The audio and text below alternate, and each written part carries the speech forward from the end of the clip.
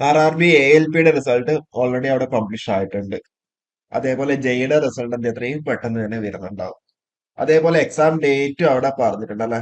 നിങ്ങൾ എല്ലാവരും അതൊക്കെ അറിഞ്ഞിട്ടുണ്ടാവും. മാർച്ച് 19, 20 ആണ് നമ്മളുടെ ജെഇയുടെയും ALPയുടെയും എക്സാം ഡേറ്റ് അവിടെ വന്നിട്ടുള്ളത്. അപ്പൊ ഇനിയിപ്പോ നിങ്ങൾ നോക്കുകയാണെന്നുണ്ടെങ്കിൽ നിങ്ങളുടെ മുമ്പിൽ കുറച്ച് സമയങ്ങൾ മാത്രമേ ഉള്ളൂ. ആ കുറച്ച് സമയങ്ങൾ നിങ്ങൾ എങ്ങനെ ഇതിനെ എഫക്റ്റീവായിട്ട് യൂട്ടിലൈസ് ചെയ്യുന്നു അതിനെ ബേസ് ചെയ്തിട്ടായിരിക്കും നിങ്ങളുടെ റിസൾട്ടും കാര്യങ്ങളൊക്കെ ഉണ്ടാവുക. അല്ലെ? അപ്പോ ഇനിയിപ്പോ നിങ്ങളിപ്പോ സിലബസ് കംപ്ലീറ്റ് ആക്കാൻ വേണ്ടി പറ്റുമെന്നൊക്കെ കുറെ പേരൊക്കെ ചോദിക്കുന്നുണ്ടായിരുന്നു. നമ്മൾ സിലബസ് കംപ്ലീറ്റ് ആക്കാൻ വേണ്ടി പറ്റുന്നത് മാത്രമേ ഉള്ളൂ. അതിന്റെ ഒരു ഡീറ്റെയിൽ ആയിട്ട് സ്റ്റഡി പ്ലാൻ നമ്മൾ അവിടെ താഴെ നമ്മൾ മുന്നേ ചെയ്തിട്ടുണ്ടായിരുന്നല്ലേ. അപ്പോ പറ്റുവാണെങ്കിൽ അത് കൃത്യമായിട്ട് തന്നെ ഫോളോ ചെയ്യുക. അതല്ലാന്നുണ്ടെങ്കിൽ നമ്മൾ ഈ ഒരു വീഡിയോയിൽ ഇമ്പോർട്ടന്റ് ഏരിയാസ്, ഇമ്പോർട്ടന്റ് ടോപ്പിക്കുകൾ ഏതൊക്കെയാണെന്നൊക്കെയാണ് നമ്മൾ പറഞ്ഞിട്ടുണ്ടാവുക. അത് കഴിഞ്ഞ പ്രാവശ്യത്തൊക്കെ നടന്ന എക്സാമിന്റെ ട്രെൻഡ് അനുസരിച്ചിട്ടായിരിക്കും നമ്മൾ ഡീറ്റെയിൽ ആയിട്ട് നമ്മൾ ഡിസ്കസ് ചെയ്യുന്നുണ്ടാവുക. ഓക്കെ, എങ്ങനെയായിരിക്കും നിങ്ങൾ പഠിക്കേണ്ടത്, അതുപോലെ ഏതൊക്കെ ഏരിയാസ് ആണ് കൂടുതൽ ക്വസ്റ്റ്യൻസ് വരുന്നത്, അപ്പോൾ ഇമ്പോർട്ടന്റ് ടോപ്പിക്സ് ഏതൊക്കെയാണെന്നൊക്കെ നമ്മൾ ഡീറ്റെയിൽ ആയിട്ട് നമ്മൾ പറയുന്നുണ്ടാവും. അതുപോലെ ഏറ്റവും സിലബസ് പറയുന്നുണ്ടാവും, സിലബസ് പറഞ്ഞിട്ടായിരിക്കും അതിലേക്ക് പോകുന്നുണ്ടാവുക. അപ്പൊ ഇതിലിപ്പോ ഇവിടെ വീണ്ടും വീണ്ടും ഒരു കോൺട്രഡിക്ഷൻ വന്നേക്കുന്നത് മാർച്ച് 19, 20 എന്നുള്ള രീതിയിലാണ്. അപ്പൊ ഇതിലുള്ള കോൺട്രഡിക്ഷൻ എന്താണെന്ന് വെച്ചാൽ ഇപ്പൊ ALPയും ജെയും സെലക്ട് ആയ കുറെ പേരുണ്ട്. ഐ മീൻ ALP സെലക്ട് ആയ കുറെ പേരുണ്ട്, ജെയും കൂടി സെലക്ട് ആവുമെന്ന് വിശ്വസിക്കുന്ന കുറെ പേരുണ്ട്. അപ്പൊ അങ്ങനെയുള്ള കേസിൽ അവരിപ്പോ അപ്ലൈ ചെയ്ത സോണിലാണ് എക്സാം സെന്റർ കിട്ടുന്നുണ്ടെങ്കിൽ, ഇപ്പൊ ചെന്നൈയും മുംബൈയും ആണെന്നുണ്ടെങ്കിൽ, അല്ലെങ്കിൽ ചെന്നൈയും കേരളവും ആണെന്നുണ്ടെങ്കിൽ, ബാംഗ്ലൂരും കേരളവും ആണെന്നുണ്ടെങ്കിൽ, അടുത്തടുത്ത കോൺസിക്യൂട്ടീവ് ഡേയ്സ് ആകുമ്പോൾ അവർക്ക് അവിടെ ട്രാവൽ ചെയ്ത് എത്താൻ വേണ്ടി പറ്റില്ല എന്നുള്ള രീതിയിൽ പറയുന്നുണ്ട്. കാരണം വെച്ചാൽ എക്സാം സെന്റർ അപ്ലൈഡ് സോണിലാണെന്നുണ്ടെങ്കിൽ. അപ്പൊ അങ്ങനെയുള്ള കേസിലാണെന്നുണ്ടെങ്കിൽ എന്താ ഈ ഒരു ഡേറ്റ് അവിടെ ചേഞ്ച് ആവാൻ സാധ്യതയുണ്ട്. ഓക്കെ, ജസ്റ്റ് കംപ്ലീറ്റ് ആയിട്ട് കുറെ ദിവസം എക്സ്റ്റെൻഡ് ആവുന്ന, കുറച്ച് ദിവസം വേണമെങ്കിൽ എക്സ്റ്റെൻഡ് ആവാം. കാരണം എന്താ വെച്ചാൽ ഇപ്പം അപ്ലൈഡ് സോൺ ആണെന്നുണ്ടെങ്കിൽ, ഡിഫറെന്റ് സോൺ ആണെങ്കിൽ നിങ്ങൾക്ക് ട്രാവൽ ചെയ്ത് എത്താൻ ബുദ്ധിമുട്ടാണ്. നേരെ മറിച്ച് നിങ്ങളുടെ എക്സാം ഹോം സോണിൽ തന്നെ ആണെന്നുണ്ടെങ്കിൽ എന്ത് ചെയ്യാം, ചേഞ്ച് ആവാൻ സാധ്യതയില്ല എന്നാണ് മനസ്സിലാക്കുന്നത്. ഓക്കെ, ഹോം സോണിൽ തന്നെയാണെന്നുണ്ടെങ്കിൽ സ്വാഭാവികമായിട്ട് കേരളത്തിൽ ഇപ്പൊ ആണെന്നുണ്ടെങ്കിൽ അവിടെ തന്നെ ഇപ്പൊ തിരുവനന്തപുരത്താണെങ്കിൽ 19-ാം തീയതി തിരുവനന്തപുരത്ത് തന്നെ പോയിട്ട് 20-ാം തീയതി തിരുവനന്തപുരത്തിന്റെ ഒരു എക്സാം ഉണ്ടാവുക. ഓക്കെ, അല്ലെങ്കിൽ എറണാകുളത്താണെങ്കിൽ എറണാകുളത്ത്. ഓക്കെ, അപ്പോ അങ്ങനെയാണെന്നുണ്ടെങ്കിൽ അവിടെ ചേഞ്ച് ആവാൻ സാധ്യതയില്ല എന്നാണ് മനസ്സിലാക്കുന്നത്. ഇപ്പോ അപ്ലൈഡ് സോൺ തന്നെയാണെന്നുണ്ടെങ്കിൽ ചിലപ്പോൾ അവിടെ ചേഞ്ച് ആവാൻ സാധ്യതയുണ്ട്. ഓക്കെ, ഇനി നമുക്ക് അതിന്റെ ഒരു ക്ലാരിറ്റി നമുക്ക് കിട്ടണത്ര. അപ്പോ ക്ലാരിറ്റി കിട്ടിയെങ്കിൽ നമുക്ക് കൂടുതലായിട്ട് നമുക്ക് വരാം. എനിവേ നമുക്ക് നമ്മുടെ ടോപ്പിക്കിലേക്ക് പോവാം. ഏറ്റവും നമ്മൾ സിലബസ് പറയുന്നുണ്ടാവും. സിലബസ് പറഞ്ഞിട്ട് എന്താ നമ്മൾ ഏതൊക്കെയാണ് കഴിഞ്ഞ പ്രാവശ്യങ്ങളൊക്കെ ഏറ്റവും കൂടുതലായിട്ട് ചോദിച്ച കാര്യങ്ങൾ ഏതൊക്കെയാണ്, അതേപോലെ ഇമ്പോർട്ടന്റ് സബ്ജക്ട് ഏതൊക്കെയാണെന്ന് നമ്മൾ ഡീറ്റെയിൽ ആയിട്ട് നമ്മൾ പറയുന്നുണ്ടാവും. സിലബസ് നിങ്ങൾക്ക് അറിയാം, ടോട്ടൽ 11 സബ്ജക്റ്റ് ആയിട്ടാണ് ഉള്ളത്. 11 സബ്ജക്റ്റില് ഇതിലിപ്പം പറഞ്ഞ പോലെ basic concept, circuit law, magnetic circuits, AC fundamental, ഇതൊക്കെ നമുക്ക് എന്താ സർക്യൂട്ട്സ് എന്നുള്ള ആ ഒരു കാറ്റഗറിയിൽ എന്താ നമുക്ക് പെടുത്താൻ വേണ്ടി പറ്റുന്നുണ്ടാവും.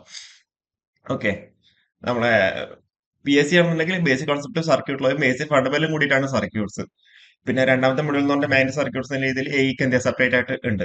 പക്ഷെ നമ്മൾ പണ്ടത്തെ സിലബസ് പ്രകാരമാണെങ്കിൽ ഇതെല്ലാം കൂടിയിട്ടാണ് ഒരു സർക്യൂട്ട്സ് എന്ന് പറഞ്ഞ മൊഡ്യൂൾ ഉണ്ടാവുക. ഓക്കെ, അപ്പൊ എനിവേ ഇതിലെന്താ, ഇതിലെല്ലാം ഇമ്പോർട്ടന്റ് ആയിട്ടുള്ള കാര്യങ്ങൾ തന്നെയാണ്. ഇതിലെ കേസ് ഫണ്ടമെന്റൽസ് എന്നൊക്കെ കുറെ ക്വസ്റ്റ്യൻസ് ചോദിക്കും സ്വാഭാവികമായിട്ടും. കാരണം എന്താ വെച്ചാൽ ഈ ഒരു RMS വാല്യൂവിനെ വെച്ചിട്ടും, അതേപോലെ ആ ഒരു ആവറേജ് വാല്യൂ, അതുപോലെ ഫോം ഫാക്ടർ, അതൊക്കെ വെച്ചിട്ട് അധികം ക്വസ്റ്റ്യൻസ് കാണാറുണ്ട്. അതേപോലെ ഈ മാഗ്നറ്റിക് സർക്യൂട്ട്സ്, അതുപോലെ റെസിസ്റ്ററിനൊക്കെ ഡിഫറെന്റ് കോമ്പിനേഷൻ ഒക്കെ വെച്ചിട്ട്, അതേപോലെ ലോസിനെ വെച്ചിട്ട് ഒക്കെ മാക്സിമം ക്വസ്റ്റ്യൻസ് ഒക്കെ വരുന്ന ഏരിയാസ് തന്നെയാണിത്. അപ്പൊ ഇതിൽ നിന്ന് ഈ സർക്യൂട്ട്സിന് എന്ത് ചെയ്യാം, കൂടുതൽ വെയിറ്റേജ് ഉണ്ട്. അതായത് ഈ 4 ടോപ്പിക്കും കൂടി കൂടിയിട്ട് എന്ത് ചെയ്യാം, നല്ലൊരു വെയിറ്റേജ് ഉണ്ട്.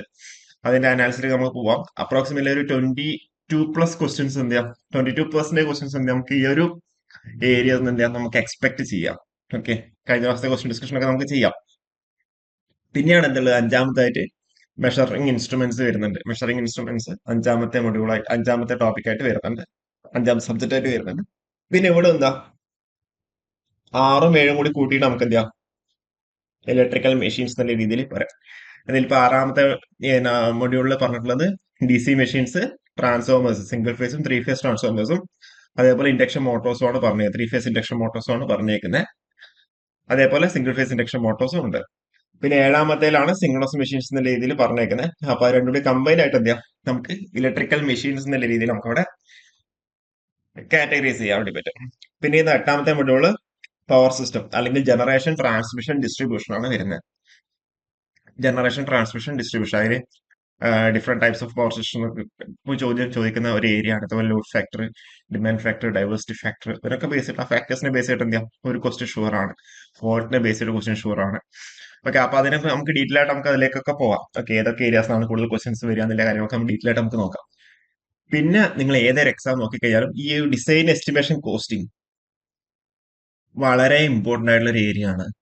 കാരണം എന്ന് വെച്ചാൽ നിങ്ങളിപ്പോ SSC എടുത്തോ, അതല്ല എന്നുണ്ടെങ്കിൽ ഏത് സെൻട്രൽ ഗവൺമെന്റ് അണ്ടറിലുള്ള ഏതൊരു എക്സാം, ഡിപ്ലോമ ലെവൽ എക്സാമോ ബിടെക് ലെവൽ എക്സാമോ നിങ്ങൾ നോക്കിക്കോ, അതിൽ എന്തുണ്ട്, എസ്റ്റിമേഷൻ കോസ്റ്റിംഗിന് അതിൻ്റെതായ ഇമ്പോർട്ടൻസ് ഉണ്ട്. ഒരു 9 തൊട്ട് 10 മാർക്ക് വരെ എന്താ ഈ ഒരു എസ്റ്റിമേഷൻ കോസ്റ്റിംഗിന് ചോദിക്കാറുണ്ട്. ഓക്കെ, വളരെ ഇമ്പോർട്ടന്റ് ആയിട്ടുള്ള ഏരിയ ആണ്. പലരും എന്താ ഒഴിവാക്കുന്ന ഒരു ഏരിയ ആണിത്. ഓക്കെ, പലരും ഒഴിവാക്കുന്ന ഒരു ഏരിയ ആണ്. പക്ഷെ ഇതിൽ നിന്ന് എന്താ 9 തൊട്ട് 10 മാർക്ക് വരെ ക്വസ്റ്റ്യൻസ് എന്തെങ്കിലും ചോദിക്കുന്നുണ്ട്. Estimation costing very very very important ആണ്. കാരണം വെച്ചാൽ ഇപ്പം PSC ഒന്നും എന്താ അധികം ആൾക്കാരും പഠിക്കാതെ പോകും. അതേപോലെ കഴിഞ്ഞ പ്രാവശ്യം കുറെ പേർക്കൊക്കെ പറ്റിയാണ്. കാരണം വെച്ചാൽ എസ്റ്റിമേഷൻ കോസ്റ്റിംഗ് എന്താ RRB ജയിക്കാൻ കുറെ പേര് എന്ത് പഠിക്കാണ്ട് പോയി. അവര് മുന്നത്തെ SSCയുടെ ട്രെൻഡ് ഒന്നും അവർ നോക്കിയിട്ടുണ്ടായില്ല. അപ്പൊ അതുകൊണ്ട് എന്താ അവർക്ക് അവിടെയാണ് എന്താ കാലിടറിയേക്കുന്നത്. കാരണം വെച്ചാൽ SSC ഇഷ്ടം പോലെ ക്വസ്റ്റ്യൻസ് വരുന്ന ഒരു ഏരിയയാണ് എസ്റ്റിമേഷൻ കോസ്റ്റിംഗ്. ഇവര് മെയിൻ ആയിട്ട് എന്ത് ചെയ്തു, സർക്യൂട്ട്സ് മെഷീൻസ് ഒക്കെയാണ് കൂടുതൽ ഫോക്കസ് ചെയ്ത് പോയേക്കുന്നത് കഴിഞ്ഞ പ്രാവശ്യം. അധികം സമയം ഉണ്ടായില്ലല്ലോ. അപ്പൊ പക്ഷെ ഏറ്റവും കൂടുതൽ ക്വസ്റ്റ്യൻസ് വന്നത് ഏറ്റവും അത് സർക്യൂട്ട്സ് ഒക്കെ വന്നതല്ല, അതല്ലാതെ ഈ ഒരു ഏരിയ കൂടുതൽ ക്വസ്റ്റ്യൻസ് വന്നു. പിന്നെ യൂട്ടിലൈസേഷൻ ഓഫ് ഇലക്ട്രിക്കൽ എനർജി, പിന്നെ ബേസിക് ഇലക്ട്രോണിക്സ്. ഇതാണ് നമ്മുടെ സിലബസ് പ്രകാരമുള്ള പോയിന്റ്, പിന്നെ 11 സബ്ജക്ട്സ് ആയിട്ട് വന്നിട്ടുള്ളത്. Okay, 11 subjects. അപ്പൊ ഇതിന്റെ സബ്ജക്ട് വൈസ് വെയിറ്റേജ് നമുക്ക് നോക്കുവാണെങ്കിൽ കഴിഞ്ഞ പ്രാവശ്യം 3 ദിവസം 3 ഷിഫ്റ്റ് ആയിട്ടാണ് ഉണ്ടായിരുന്നത്. ആക്ച്വലി രണ്ടായിരുന്നു ഉണ്ടായിരുന്നത്. അതിന്റെ ഇടയ്ക്ക് ഒരു ദിവസം എന്ത് ഏതൊരു സംസ്ഥാനത്ത് ഒരു ഇലക്ഷൻ വന്നു. ഇലക്ഷൻ വന്നുകൊണ്ട് അത് മാറ്റി. അതായത് 28 തൊട്ടിട്ട് 1-ാം തീയതി, അതായത് ഓഗസ്റ്റ് 28 തൊട്ടിട്ട് സെപ്റ്റംബർ 1 വരെയാണ് നമ്മൾ ഷെഡ്യൂൾ ചെയ്തിട്ടുണ്ടായിരുന്നത്. അതിനിടയ്ക്ക് ഒരു ഇലക്ഷൻ അങ്ങനെ എന്തോ വന്നുകൊണ്ടാണ്, അങ്ങനെ എന്തോ ആയതുകൊണ്ടാണ് ഇത് 19-ാം തീയതിയിലേക്ക് കൂടി മാറ്റിയേക്കുന്നത്. ഓക്കെ, അപ്പൊ അതുകൊണ്ടാണ് അവിടെ 19 എന്നുള്ള എക്സാക്ട് ഒരു ഡേറ്റും കൂടി അവിടെ വന്നേക്കുന്നത്. അതുകൊണ്ട് തന്നെയാണ് റിസൾട്ട് കുറച്ച് ഡിലേ ആവും ചെയ്തേക്കുന്നത്. അപ്പൊ കഴിഞ്ഞ പ്രാവശ്യം ബേസിക് കൺസെപ്റ്റ് ഒന്നാമത്തെ മൊഡ്യൂളിന്ന് ഫസ്റ്റ് 30-ാം തീയതി 11 ക്വസ്റ്റ്യൻസും 1-ാം തീയതി 8-ഉം 19-ാം തീയതി 10 ക്വസ്റ്റ്യൻസും ആണ് വന്നേക്കുന്നത്. അതേപോലെ സർക്യൂട്ട് ലോന്ന് 6, 2, 3. ഇത് നമ്മൾ എക്സാക്ട് ആയിട്ടുള്ള നമ്മളൊരു എന്താ പറയുക അപ്രോക്സിമേറ്റ് ചെയ്തെടുത്ത ഡാറ്റാസ് ആണ്. ഓക്കെ, ചില ക്വസ്റ്റ്യൻസ് ഒക്കെ നമുക്ക് ചിലത് അതിലും ഇതിലും പെടുത്താനൊക്കെ പറ്റുന്ന ടൈപ്പ് ക്വസ്റ്റ്യൻസ് ഒക്കെ ഉണ്ടായിരുന്നു. അതേപോലെ മാഗ്നറ്റിക് സർക്യൂട്ട്സ് 5, 8, 5. അതേപോലെ AC ഫണ്ടമെന്റ്സിന് 6, 9, 8 എന്നുള്ള രീതിയിലാണ് എന്ത് വന്നിട്ടുള്ളത് അവിടെ വെയിറ്റേജ് വന്നിട്ടുള്ളത്. അപ്പൊ ഇത് നമ്മൾ ഏറ്റവും ആദ്യം 4 കൂടി കൂടിയിട്ടാണ് നമ്മൾ എന്ത് പറഞ്ഞേക്കുന്നത്, സർക്യൂട്ട്സ് എന്ന് പറഞ്ഞേക്കുന്നത് അല്ലെ. ഏറ്റവും ആദ്യത്തെ 4 കൂടി കൂടിയിട്ടാണ് ഒരു സർക്യൂട്ട്സ് രീതിയിൽ നമ്മളവിടെ വന്നത്. അത് ഫസ്റ്റ് ഷിഫ്റ്റ് ആണെന്നുണ്ടെങ്കിലോ 28 ക്വസ്റ്റ്യൻസിന്റെ അടുത്ത് വന്നിട്ടുണ്ടല്ലേ. അതേപോലെ സെക്കൻഡ് ഡേ ആണെങ്കിലോ 27 ക്വസ്റ്റ്യൻസിന്റെ അടുത്ത് വന്നിട്ടുണ്ട്.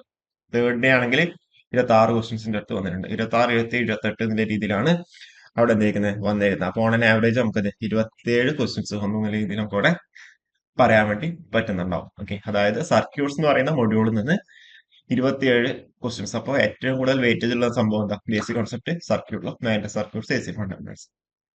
പിന്നെ അതേ മെഷറിംഗ് ഇൻസ്ട്രുമെന്റ്സ് വന്നേക്കുന്നത് അത് 7, 9, 15 എന്നുള്ള രീതിയിലാണ്. അപ്പൊ അപ്രോക്സിമേറ്റ് ആയിട്ട് പറഞ്ഞാൽ ഒരു 11% എന്നുള്ള രീതിയിൽ നമുക്ക് അവിടെ പറയാൻ വേണ്ടി പറ്റും. പിന്നെ നമ്മൾ ഇലക്ട്രിക്കൽ മെഷീൻസ് 17, 13, 14 എന്നുള്ള രീതിയിലാണ് വന്നേക്കുന്നത്. പിന്നെ സിംഗിൾസ് മെഷീൻസിന് സെപ്പറേറ്റ് ആയിട്ട് എന്തുണ്ട് 8, 9, 6. നമ്മുടെ സിലബസിൽ അങ്ങനെ പറഞ്ഞിരുന്നത്. അതുകൊണ്ട് തന്നെ നമ്മൾ അങ്ങനെ തന്നെ സെപ്പറേറ്റ് ആയിട്ട് ഇട്ടേക്കുന്നത്. പിന്നെ നമ്മുടെ generation, transmission, distribution, power system എത്ര 8, 10, 10 അല്ലെ. അപ്പൊ അപ്രോക്സിമേറ്റ് 28 ഉണ്ട്. അപ്പോ ഒരു 9%, 10% എന്നുള്ള രീതിയിൽ നമുക്ക് ക്വസ്റ്റ്യൻസ് നമുക്ക് അവിടെ പറയാൻ വേണ്ടി പറ്റുന്നുണ്ട്. അതേപോലെ എസ്റ്റിമേഷൻ ക്വസ്റ്റ്യൻ നേരത്തെ പറഞ്ഞല്ലേ 13 ക്വസ്റ്റ്യൻസ് വന്നിട്ടുണ്ട്. പിന്നെ ഇവിടെ 9, ഇവിടെ 12 കണ്ടില്ലേ. ഓൺ ആവറേജ് നമുക്ക് എത്ര 11% എന്ന രീതിയിൽ നമുക്ക് അവിടെ പറയാൻ വേണ്ടി പറ്റുന്നുണ്ട്. പിന്നെ utilization of electrical energy, heating, welding കാര്യങ്ങളൊക്കെയാണ്. അത് ഏറ്റവും ആദ്യത്തെ 30-ാം തീയതി കുറച്ച് ക്വസ്റ്റ്യൻസ് വന്നിട്ടുള്ളൂ. പക്ഷെ 1-ാം തീയതി 19-ാം തീയതി നല്ല നമ്പർ ഓഫ് ക്വസ്റ്റ്യൻസ് അവിടെ വന്നിട്ടുണ്ട്. പിന്നെ പലരും വിട്ടുപോകുന്ന അല്ലെങ്കിൽ പലരും പഠിക്കാതെ പോകുന്ന ഒരു കാര്യമാണ് ബേസിക് ഇലക്ട്രോണിക്സ്. ഇതിൽ നമുക്ക് ഡിജിറ്റലിലൊക്കെ സിമ്പിൾ ആയിട്ടുള്ള ക്വസ്റ്റ്യൻസ് ഒക്കെ വന്നിട്ടുണ്ടായിരുന്നു. പക്ഷെ നമ്മുടെ ഡിജിറ്റൽ ഒന്നും നമ്മുടെ സിലബസിൽ സ്പെസിഫൈ ചെയ്ത് പറഞ്ഞില്ല. പക്ഷെ ഡിജിറ്റലിന്റെ സിമ്പിൾ ആയിട്ടുള്ള ക്വസ്റ്റ്യൻസ് ഒക്കെ ബേസിക് ഇലക്ട്രോണിക്സിൽ വന്നിട്ടുണ്ടായിരുന്നു. അതായത് അനലോഗിന്റെ കാര്യങ്ങളൊക്കെ സിമ്പിൾ ആയിട്ട് വന്നിട്ടുണ്ടായിരുന്നു. പവർ ഇലക്ട്രോണിക്സിന്റെ ഒക്കെ ഏറ്റവും ബേസിക് ആയിട്ടുള്ള കാര്യങ്ങളൊക്കെ ഈ ബേസിക് ഇലക്ട്രോണിക്സിൽ ആഡ് ആക്കിയിട്ടുണ്ട് നമ്മൾ. ഓക്കെ, അതൊക്കെ കഴിഞ്ഞ സിലബസിൽ ഉണ്ടായിരുന്നു. ഏറ്റവും ബേസിക് ആയിട്ടുള്ള കാര്യങ്ങളാണ് സിലബസിൽ ഉണ്ടായിരുന്നില്ല, പക്ഷെ എക്സാമിൽ ചോദിച്ചിട്ടുണ്ട്. ഓക്കെ, അപ്പോ നമുക്ക് ടോട്ടൽ നമുക്കൊരു വെയിറ്റേജ് നോക്കുകയാണെങ്കിൽ സർക്യൂട്ട്സ് നമ്മൾ നേരത്തെ പറഞ്ഞ പോലെ 27% നമുക്ക് വെയിറ്റേജ് കൊടുക്കാൻ വേണ്ടി പറ്റും. പിന്നെയുള്ള മെഷീൻസ് ആണ്. ഇലക്ട്രിക്കൽ മെഷീൻസും സിംഗിൾസ് മെഷീൻസും കൂടി കമ്പൈൻ ആയിട്ടുള്ള മെഷീൻസ് വന്നു. 22% വെയിറ്റേജ് നമുക്ക് അതിന് കൊടുക്കാൻ വേണ്ടി പറ്റും. പിന്നെയുള്ള മെഷറിംഗ് ഇൻസ്ട്രുമെന്റ്സിന് 11%. എസ്റ്റിമേഷൻ കോസ്റ്റിങ്ങിന് 11%, പവർ സിസ്റ്റത്തിന് 10%, ബേസിക് ഇലക്ട്രോണിക്സിന് 10%, യൂട്ടിലൈസേഷൻ ഓഫ് ഇലക്ട്രിക്കൽ എനർജിന് 50%. ഓക്കെ. അപ്പൊ ആ ഒരു രീതിയിലാണ് എന്ത് ചെയ്തിരിക്കുന്നത്, വെയിറ്റേജ് ഉള്ളത്. അപ്പോൾ ടോട്ടൽ 11 സബ്ജക്ട്സ് ഉള്ളത്. അതിൽ നമ്മൾ ഏറ്റവും പറഞ്ഞാൽ ബേസിക് കോൺസെപ്റ്റ്, സർക്യൂട്ടിലോ മാൻ്റെ സർക്യൂട്ട്സ്, അതുപോലെ AC ഫണ്ടമെന്റൽസ് കൂടിയിട്ട് നമ്മൾ എന്ത് സർക്യൂട്ട്സ് എന്ന് പറയുന്ന ഒരു മൊഡ്യൂളായിട്ട് നമ്മൾ മാറ്റിയേക്കുന്നത്. അപ്പോൾ ടോട്ടൽ നമുക്ക് 7 മൊഡ്യൂൾ എന്ന രീതിയിൽ നമുക്ക് അവിടെ പറയാൻ വേണ്ടി പറ്റുന്നുണ്ടാവും. അതുപോലെ ഇലക്ട്രിക്കൽ മെഷീൻസും സിഗ്നൽസും മെഷീൻസും കൂടി കൂടിയിട്ട് എന്ത് നമ്മൾ അവിടെ മെഷീൻസ് എന്നുള്ള രീതിയിൽ അവിടെ കാറ്റഗറൈസ് ചെയ്തിട്ടുണ്ട്. ഓക്കെ. അപ്പൊ ഈ ഒരു രീതിയിൽ എന്ത് ചെയ്യാം, നമുക്ക് 2019 എക്സാം അനാലിസിന് എന്ത് ചെയ്യാം, നമുക്ക് ജസ്റ്റ് ഒന്ന് പൈ ഡയഗ്രാമിൽ എന്ത് ചെയ്യുന്ന രീതിയിൽ നമുക്ക് അവിടെ പറയാൻ വേണ്ടി പറ്റുന്നുണ്ടാവും. സർക്യൂട്ട്സ് എത്ര, 27%, മെഷീൻസ് ആണ് പിന്നെ വെയിറ്റേജ് ഉള്ളത്. Estimation costing 11, measuring instruments 11, power system 10, basic electronics 10, utilization of electric energy 9% എന്ന രീതിയിൽ നമുക്ക് അവിടെ പറയാൻ വേണ്ടി പറ്റുന്നുണ്ടാവും. ഇതിൽ നമ്മൾ ഓക്കെ ഓക്കെ ഈ ഒരു രീതിയിൽ എന്ത് ചെയ്യാം, നമുക്ക് അവിടെ ക്ലാസിഫൈ ചെയ്യാൻ വേണ്ടി പറ്റുന്നുണ്ടാവും. ഓക്കെ. അപ്പൊ ഈ ഒരു വെയിറ്റേജ് ഉള്ള എന്ത് ചെയ്യാം, നിങ്ങൾ ഓർത്ത് വെക്കാം. അപ്പോൾ ഇതിന് കൂടുതൽ വെയിറ്റേജ് കൊടുത്തിട്ട് തന്നെ എന്ത് ചെയ്യാം, നിങ്ങൾ പഠിക്കാം. ഓക്കെ. നമ്മൾ നേരത്തെ പറഞ്ഞ പോലെ AC fundamentals, basic electric sorry basic concept, സർക്യൂട്ടിലോ മെയിൻ സർക്യൂട്ട്സ്, AC ഫണ്ടമെന്റൽസ്, പിന്നെ മെഷീൻസ്. ഓക്കെ. ആ ഒരു രീതിയിൽ തന്നെ എന്താ കൂടുതൽ വെയിറ്റേജ് കൊടുക്കാം. അതേപോലെ നമ്മൾ നേരത്തെ പറഞ്ഞ പോലെ എസ്റ്റിമേഷൻ കോസ്റ്റിംഗിന് അതിൻ്റെതായ ഇമ്പോർട്ടൻസ് ഉണ്ട്, അതിന് വെയിറ്റേജ് കൊടുക്കണം. മെഷറിംഗ് ഇൻസ്ട്രുമെന്റ്സിന് കൊടുക്കണം, പിന്നെ ബേസിക് ഇലക്ട്രോണിക്സിന് കൊടുക്കണം. യൂട്ടിലൈസേഷൻ ഓഫ് ഇലക്ട്രിക്കൽ എനർജി, പിന്നെ പവർ സിസ്റ്റം. ഓക്കെ. അപ്പോൾ ഈ ഒരു കാര്യം നിങ്ങൾ എല്ലാവരും ഓർത്ത് വെക്കുക. ഇതിനനുസരിച്ചിട്ട് എന്താ നിങ്ങൾ പഠിത്തത്തിൽ കോൺസെൻട്രേറ്റ് ചെയ്യാം. Okay, thank you.